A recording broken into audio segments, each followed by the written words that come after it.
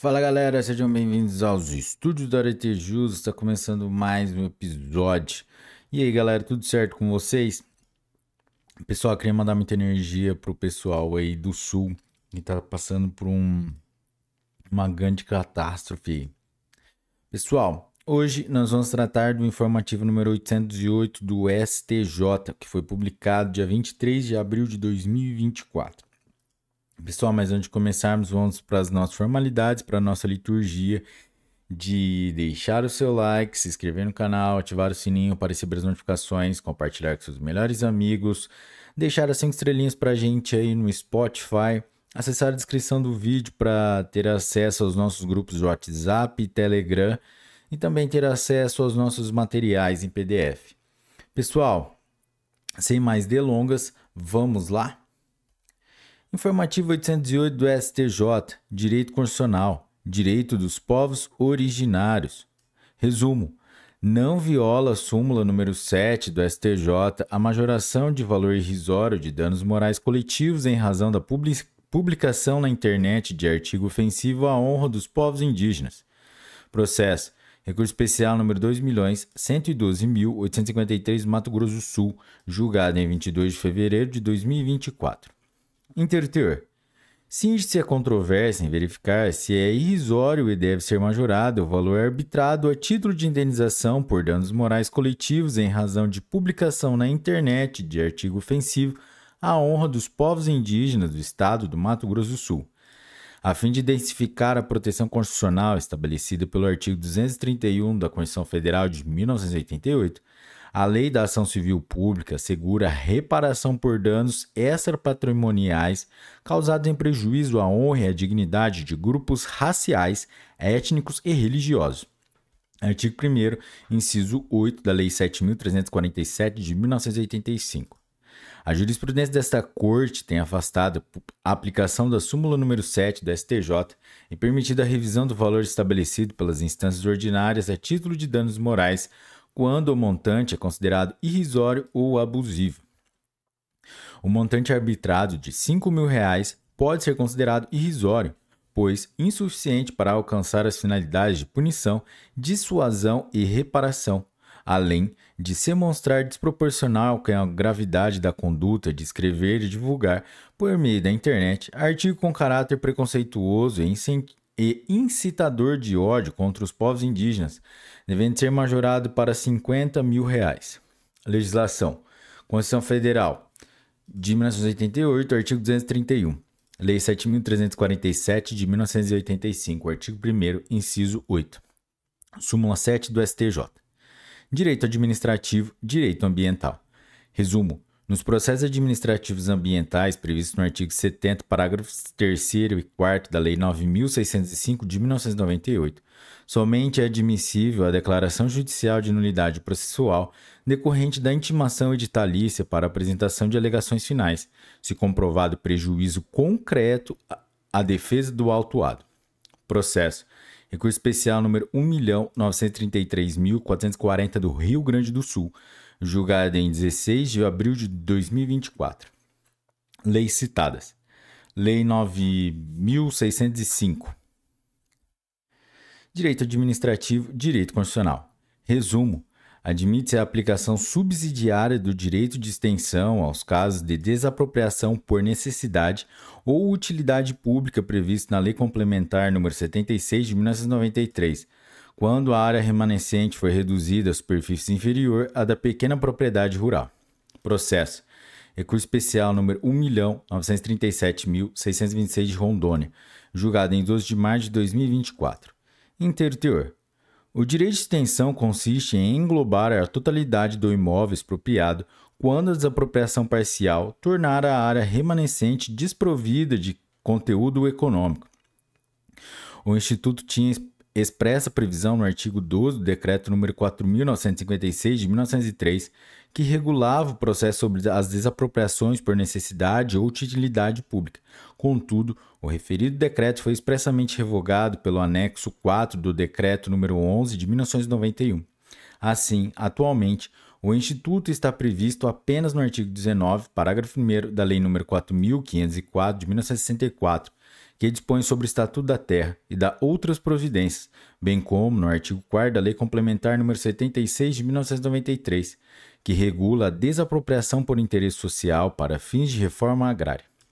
Nesse passo, apesar de a desapropriação por interesse social para fins de reforma agrária ser espécie distinta da desapropriação por utilidade pública, a doutrina e a jurisprudência admitem a aplicação do direito de extensão a esta última modalidade, em decorrência do primado constitucional do direito de propriedade e da justa indenização.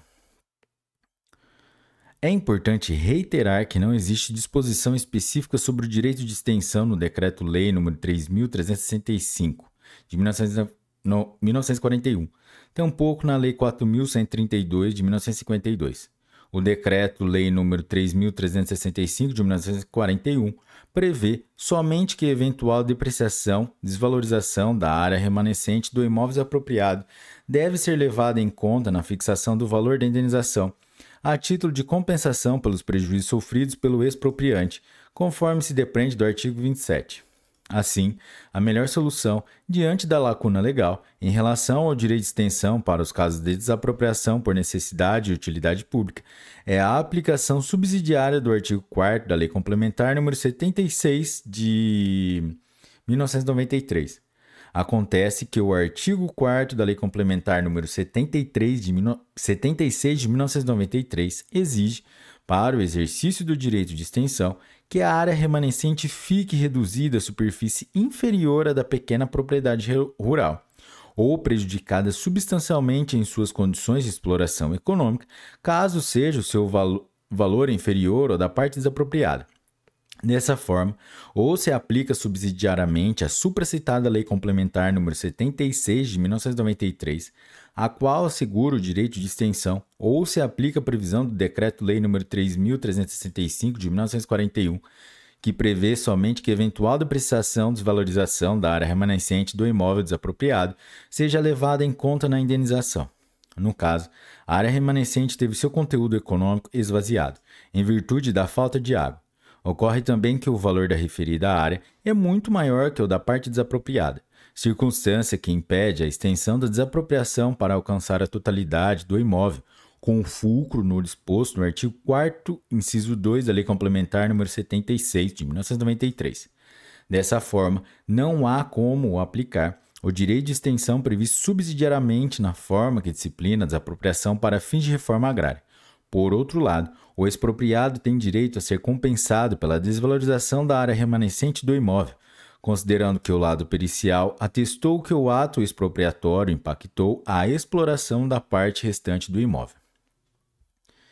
Direito civil. Resumo. O reconhecimento de obrigação de natureza contratual de pagar verba de natureza alimentar a ministro de confissão religiosa inativo não caracteriza interferência indevida no poder público na organização e funcionamento das organizações religiosas. Processo. Recurso especial número 2.129.680 do Rio de Janeiro, julgado em 2 de abril de 2024. Inteiro teor. A côngrua católica ou prebenda evangélica é uma verba de caráter alimentar que uma organização religiosa cristã paga a seus ministros de confissão religiosa, padre ou pastor, com a finalidade de prover seu sustento. A obrigatoriedade do pagamento de côngrua, que justifica o controle judicial, pode ser compreendida pela evolução histórica de seu caráter tributário fiscal para moral natural e, em determinadas situações, contratual civil. O caráter contratual da côngrua passa a existir quando a entidade prevê seu pagamento. 1. De forma obrigatória. 2. Fundamentado em regulamento interno. E 3. Registrado em ato formal. A regra do artigo 44, parágrafo 2º do Código Civil confere às organizações religiosas liberdade de funcionamento, que não é absoluta, pois está sujeita a reexame pelo judiciário da compatibilidade de seus atos com os seus regulamentos internos e com a lei. Quando a côngrua assume caráter contratual, seu eventual inadimplemento pode ser apreciado pelo Poder Judiciário, sem que implique em interferência indevida do poder público no funcionamento da organização religiosa. caso em que a organização religiosa havia reconhecido a obrigatoriedade do pagamento vitalício de côngrua de jubilação, em decorrência da entrada em inatividade de seu pastor, com previsão estatutária e registro formal do ato deliberativo interno, e implementação do pagamento por quase 20 anos, deixando de pagar diferenças devidas nos últimos anos de vida do jubilado. O Tribunal de Origem concedeu que o inadimplemento não era razoável pelo comportamento contraditório da devedora em reconhecer a obrigação, pagar por longo tempo e negar o dever de pagamento por entender que o adimplemento era mera liberalidade, razão pela qual entendeu violados os princípios da boa-fé e da proteção da confiança nas relações contratuais. Em outras palavras, o Tribunal de Origem considerou que a côngrua teve o seu pagamento previsto da forma obrigatória, 2. Em regulamento interno e registrado em ato formal. Estão preenchidos, portanto, os elementos que permitem o controle judicial do inadimplemento de uma obrigação de caráter contratual. Portanto, o reconhecimento pelo Poder Judiciário de obrigação de natureza contratual, assumida por pessoa jurídica de direito privado, igreja evangélica, de pagar verba de natureza alimentar, côngrua, a preposto, pastor, após ato de inativação, jubilamento, previsto em normativo interno, estatuto, e formalizada em ato interno, ata, com base em regulamentos internos e com princípios de direito contratual. Não caracteriza interferência indevida do poder público na organização e funcionamento das organizações religiosas, afigurando-se ausente a violação do artigo 44, parágrafo 2º do Código Civil. Direito Civil. É possível a cobrança diferenciada de mensalidade entre calouros e veteranos, desde que demonstrado o aumento do custo pela alteração no método de ensino. Processo.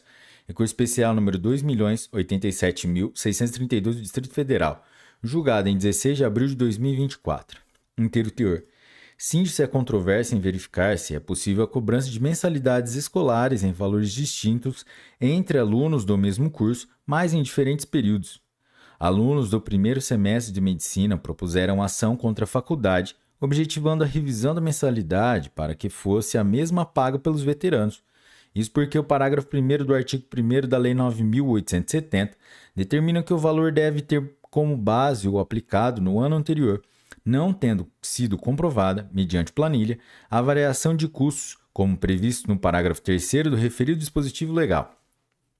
É reconhecida a possibilidade de variação da mensalidade entre os alunos de anos distintos, decorrente do aumento do custeio em razão da implementação do método pedagógico, ou seja, é possível a cobrança diferenciada entre calouros e veteranos, desde que demonstrado o aumento do custo pela alteração no método de ensino. Direito Civil. Resumo. A resolução do contrato implica o retorno das partes ao estado anterior à avença, devendo a titularidade do direito real retornar ao mantenedor do cemitério, com a restituição do respectivo valor pago, admitindo-se a retenção de percentual suficiente para indenizar pelo tempo de privação de uso do jazido. Processo. Recurso especial número 2.107.107 de São Paulo, julgado em 16 de abril de 2024. Cinge-se a controvérsia em saber se, na hipótese de concessão de direito real de uso perpétuo de jazigo em cemitério particular, a resolução contratual enseja a restituição dos valores pagos. Na jurisprudência desta Corte, nos poucos precedentes sobre o tema, definiu-se que o jus sepulcre, direito de sepultura em cemitérios públicos, é regido pelo direito público, enquanto o jus sepulcre em cemitério particular é regido pelo direito privado, aplicando-se, inclusive, o Código de Defesa do Consumidor. Curso especial número 747.872 do Rio Grande do Sul. A par das diversas classificações defendidas, enfiteuso, propriedade limitada ou resolúvel, servidão, tem-se que o jus sepulcre mais se assemelha ao direito real de uso do jazigo, que pode ser cedido pelo cemitério particular ao interessado. Não se trata, todavia, de um comum direito real de uso, previsto no Código Civil. Dentre as suas diferenças, o Código prevê a sua extinção pela morte do usuário. por aplicação subsidiária do artigo 1410, enquanto a doutrina é pacífica no sentido de que uma das características essenciais do jus sepulcre é a sua transferência por ocasião do falecimento do titular, sendo admitida ainda a cessão onerosa entre vivos, quando se trata de jazigo vazio em cemitério particular. Como é disso, no âmbito do direito privado, o contrato pode ser extinto antes de sua execução por causas sobrevenientes à sua formação, por meio da resolução ou resilição, ambas genericamente chamadas de rescisão contratual. Registra-se que a jurisprudência desta Corte reconhece a possibilidade de a própria parte inadimplente pleitear a resolução do contrato diante da insuportabilidade das prestações. Recurso especial número 1.300.418 de Santa Catarina. Essa é a hipótese do caso em discussão, tendo em vista que uma das partes, alegando não mais possuir condições de pagar as taxas pactuadas, ajuizou a presente ação, requerendo a rescisão contratual.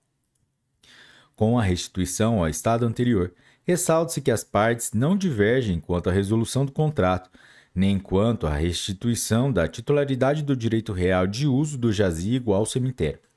A controvérsia se limita à possibilidade ou não de restituição das quantias pagas em negócio pactuado, em que o recorrente, de um lado, se comprometeu a transferir o direito real de uso perpétuo do jazigo e o recorrido, em contraprestação, se comprometeu a pagar o valor equivalente na forma pactuada, além de pagar a taxa semestral de manutenção e administração. Nesse sentido, a resolução do contrato implica a restituição das partes ao status quo ante, com a restituição recíproca de todos os valores necessários para que as partes retornem ao estado anterior à avença, indenizando-se o que não puder ser restituído, além de perdas e danos. Assim, o recorrente, mantenedor do cemitério, deve receber de volta a titularidade do direito real de uso perpétuo do jazigo, que poderá, novamente, ser transferido de forma onerosa a outrem, até mesmo pelo valor igual ou superior ao que foi pago pelo recorrido. No contrato em exame, o objeto é a transferência da titularidade do direito real de uso perpétuo do jazigo, de modo que o valor pago não foi correspondente a apenas um período determinado de uso, mas sim pelo uso perpétuo, o que, como visto, não se consumou. Sendo assim, se a titularidade do direito real retornará ao mantenedor do cemitério, este deve restituir ao respectivo valor pago sob pena, inclusive, de enriquecimento sem causa. Ressalte-se, contudo, que não se pode admitir que a parte use o jazigo pelo período que bem entender e obtenha a resolução do contrato com a restituição integral do valor pago, sob pena de também caracterizar enriquecimento sem causa, pelo tempo de uso gratuito do jazigo. Assim, diante da natureza desse contrato e considerando que o valor pago foi pelo uso perpétuo, a melhor forma de indenizar pelo período efetivamente usado é autorizar ao cemitério a retenção de parte do valor pago, proporcionalmente ao tempo utilizado, a ser analisada em cada hipótese. Legislação. Código Civil, artigo 1410. Direito Civil. Resumo. A alteração do nome civil para a exclusão do patronímico adotado pelo cônjuge em razão do casamento é inadmissível, se não houver circunstâncias que justifiquem a alteração, especialmente quando o sobrenome se encontra incorporado e consolidado em virtude de seu uso contínuo por longo período de tempo. Processo Segredo de Justiça, julgado em 4 de março de 2024. Inteiro teor. O artigo 1578 do Código Civil prevê a perda do direito de uso do nome de casado para o caso de o cônjuge ser declarado culpado na ação de separação judicial. Mesmo nessas hipóteses, porém, a perda desse direito somente terá lugar se não ocorrer uma das situações previstas nos incisos 1 a 3 do referido dispositivo legal. Assim, a perda do direito ao uso do nome é exceção e não regra. Segundo a jurisprudência do STJ, conquanto a modificação do nome civil seja qualificada como excepcional e as hipóteses em que se admite alteração sejam restritivas, esta Corte tem reiteradamente flexibilizado essas regras, interpretando-as de modo histórico-evolutivo para que se amodem à atual realidade social, em que o tema se encontra mais no âmbito da autonomia privada, permitindo-se a modificação se não houver risco à segurança jurídica e a terceiros. Precedentes.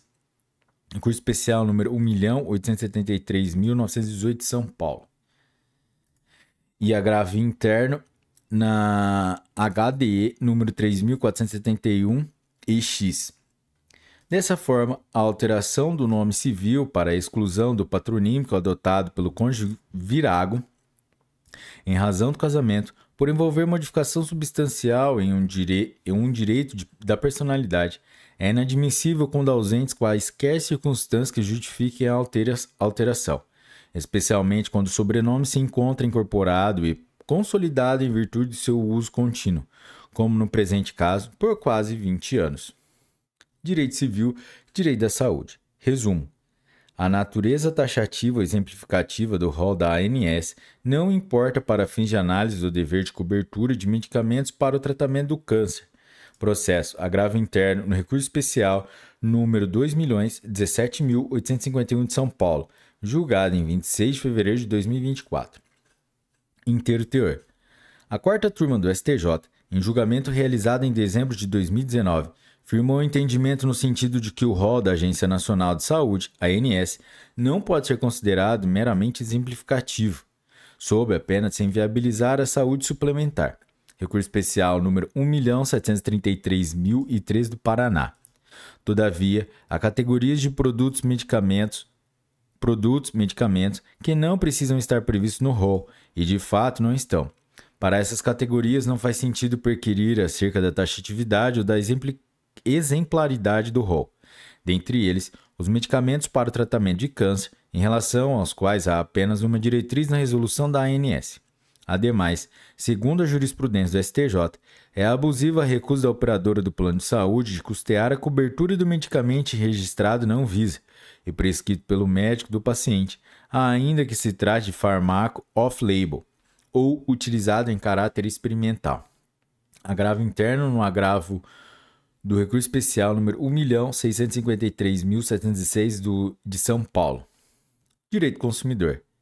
É válida a comunicação remetida por e-mail para fins de notificação do consumidor acerca da inscrição de seu nome em cadastro de inadimplentes, desde que comprovado o envio e entrega da comunicação ao servidor de destino.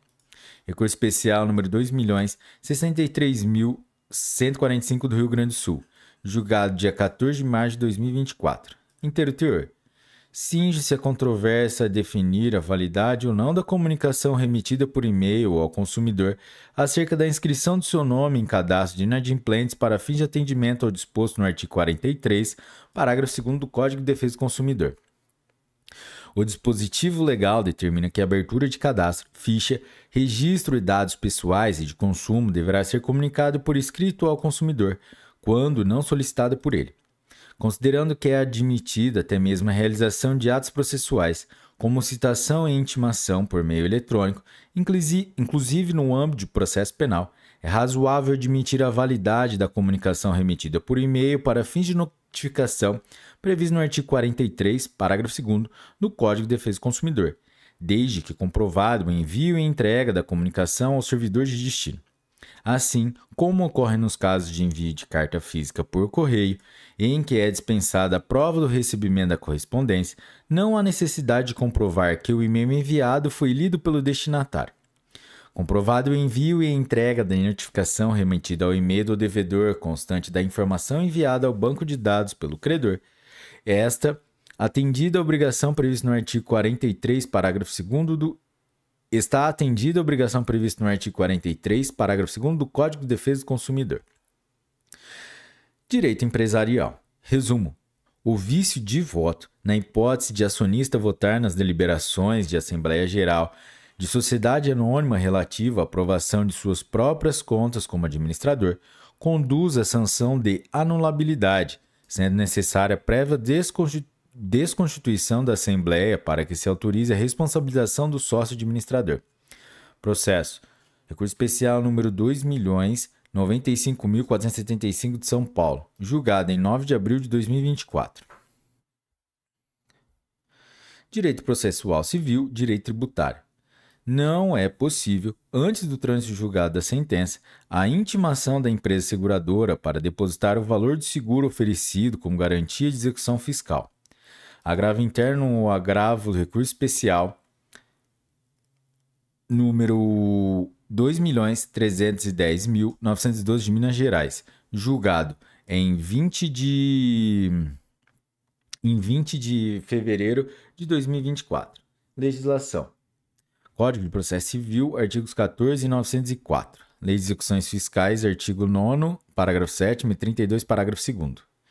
Direito Processual Civil.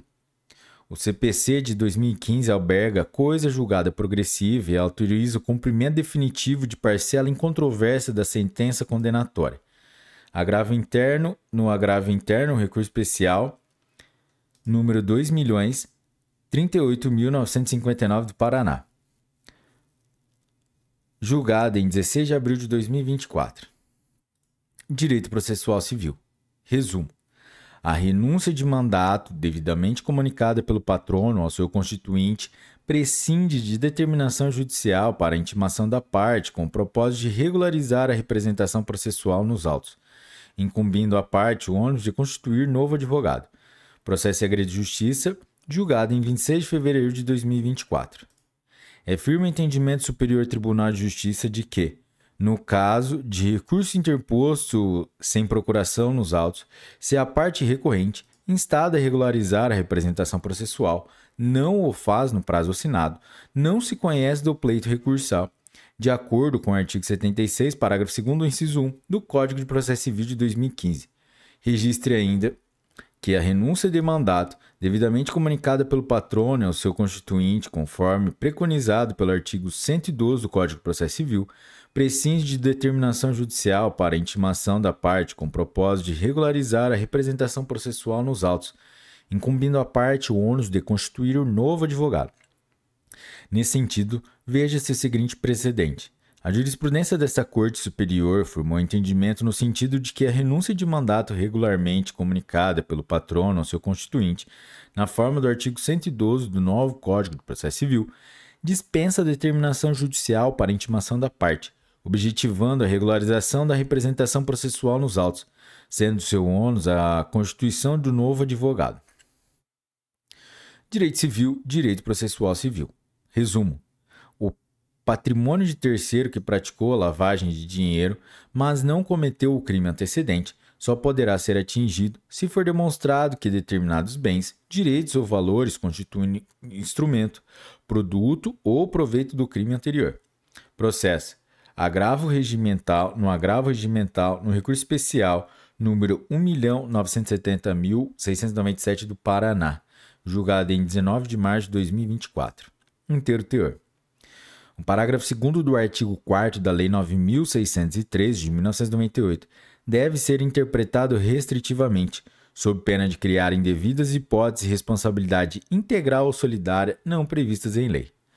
A autonomia entre a lavagem de dinheiro e o crime antecedente no que se refere à quantificação do proveito econômico, motivo pelo qual só pode ser constritos os bens, direitos ou valores que tenham relação com a lavagem de capitais. Em outras palavras, aqueles que lavam dinheiro só possuem obrigação de indenizar os danos causados pela infração antecedente, enquanto subsistir patrimônio ou proveito que guarde relação direta com os bens, direitos ou valores obtidos de forma ilícita. É inviável a aplicação do artigo 932, inciso 5 do Código Civil, para estabelecer a responsabilidade solidária, se não há provas de que tenha havido proveito ou acréscimo patrimonial em decorrência do crime antecedente praticado exclusivamente por outrem. Não se pode responsabilizar os correios da lavagem de dinheiro pelo dano oriundo do crime antecedente, na hipótese em que este foi praticado exclusivamente por um dos agentes, pois o artigo 942 do Código Civil estabelece a responsabilidade solidária apenas para os coautores do mesmo ato ilícito. Legislação. Lei 9.613 de 1998, artigo 4º, parágrafo 2º. Código Civil, artigos 932, inciso 5 e artigo 942. Vamos lá, galera. Direito Constitucional, Direito Processual Penal. Resumo. A função das guardas municipais é restrita à proteção de bens, serviços e instalações municipais, não lhe sendo permitido realizarem atividades ostensivas ou investigativas típicas das polícias militar e civil. Processo. Agravo regimental no habeas corpus número 833.985 de São Paulo, julgado em 26 de fevereiro de 2024. Inteiro teor. Recentemente, a terceira sessão do STJ destacou que, no julgamento da DPF número 995, de 25 de agosto de 2023, o Supremo Tribunal Federal reafirmou sua posição de que as guardas municipais integram o sistema de segurança pública, mas, novamente, não lhes conferiu poderes idênticos aos dos órgãos policiais. Citou trecho do voto do relator ministro Alexandre de Moraes, afirmando que as guardas municipais têm entre suas atribuições primordiais o poder-dever de prevenir, inibir e coibir pela presença e vigilância infrações penais ou administrativas e atos infracionais que atentam contra bens, serviços e instalações municipais, concluindo, assim, que as guardas municipais poderão, todavia, realizar busca pessoal em situações excepcionais e, por isso, interpretadas restritivamente, nas quais se demonstre concretamente haver clara, direta e imediata relação com a finalidade da corporação, como instrumento imprescindível para a realização de suas atribuições. Vale dizer, salvo na hipótese de flagrante delito, só é possível que as guardas municipais realizem excepcionalmente busca pessoal se, além de justa causa à medida, fundada suspeita, houver pertinência com a necessidade de tutelar a integridade de bens e instalações ou assegurar a adequada execução de serviços municipais, assim como proteger os seus respectivos usuários, o que não se confunde com a permissão para desempenhar atividades ostensivas ou investigativas típicas das polícias militar e civil para o combate da criminalidade urbana ordinária em qualquer contexto. Habeas corpus número 830.530 de São Paulo. Ministro Rogério Schetti Cruz. Terceira sessão. 4 de outubro de 2023. No caso, tendo em vista que a Guarda Municipal atuou ostensivamente com a finalidade de reprimir a criminalidade urbana em atividade tipicamente policial e completamente alheia às suas atribuições constitucionais, realizando busca pessoal em razão de visualizar o paciente em local conhecido como ponto de venda de drogas, Cracolândia, juntamente com mais 3 indivíduos ao redor de um caixote, conversando em meio a um grande número de pessoas e correndo ao visualizar a aproximação dos guardas, deve-se reconhecer a ilicitude das provas colhidas com base nessa diligência e de todas que delas derivaram. Artigo 157, parágrafo 1º do Código de Processo Penal. Galera, novidades com as súmulas aqui.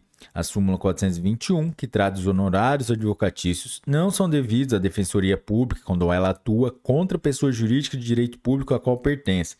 Ela foi cancelada dia 17 de abril de 2024.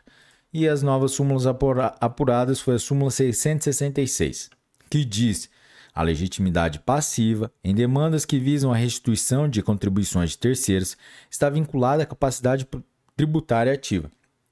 Assim, nas hipóteses em que as entidades terceiras são meras destinatárias das contribuições, não possuem elas legitimidades ad causam para figurar no polo passivo, juntamente com a União. Essa súmula foi aprovada dia 18 de abril de 2024. Súmula 667. Eventual aceitação de propósito de suspensão condicional do processo não prejudica a análise do pedido de trancamento da ação penal. Aprovada em 18 de abril de 2024. Súmula 668. Não é hediondo o delito de porte ou posse de arma de fogo de uso permitido, ainda que com numeração, marca ou qualquer outro sinal de identificação raspado, permitindo ou... sinal de identificação raspado, suprimido ou adulterado. Súmula aprovada em 18 de abril de 2024. Galera, é isso aí, chegamos ao final de mais um episódio. Se você chegou até aqui, é porque você curtiu, então deixa o seu like, compartilhe com seus melhores amigos, deixa 5 estrelinhas pra gente aí no Spotify, acesse a descrição do vídeo para ter acesso aos nossos grupos de WhatsApp e os nossos materiais. E galera, é isso aí, um forte abraço, bons estudos e tchau!